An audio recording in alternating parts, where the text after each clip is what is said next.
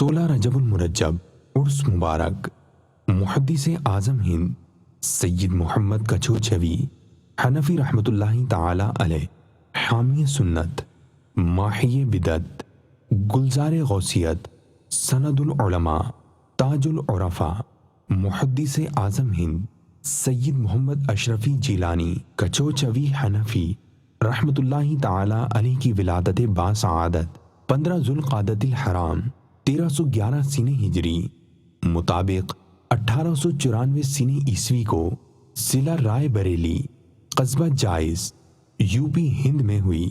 آپ رحمۃ اللہ تعالی علیہ کی ابتدائی تعلیم و تربیت والد محترم سید نظر اشرف رحمۃ اللہ تعالی علیہ کے زیر سایہ ہوئی۔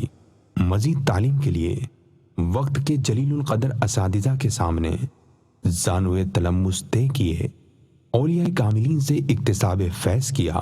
سید شاہ احمد اشرف اشرفی رحمۃ اللہ تعالی علیہ کی بیعت و خلافت سے سرفراز ہوئے۔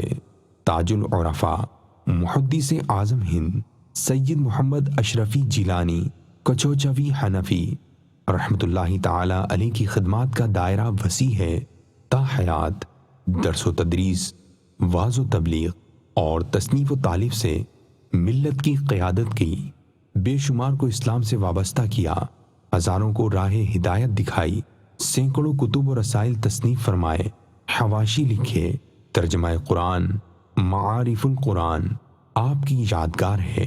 گلزار غوثیت، سند العلماء، تاج العرفاء، محدث اعظم ہند سید محمد اشرفی جیلانی کچوچوی حنفی رحمۃ اللہ تعالی علیہ نے 16 رجب المرجب 1381 سنہ ہجری کو وصال فرمایا، اور آپ کا مزار مبارک سر چشمہ فیض مرکز عقیدت کچوچا شریف یوپی ہند میں مرجع خاص و عام ہے۔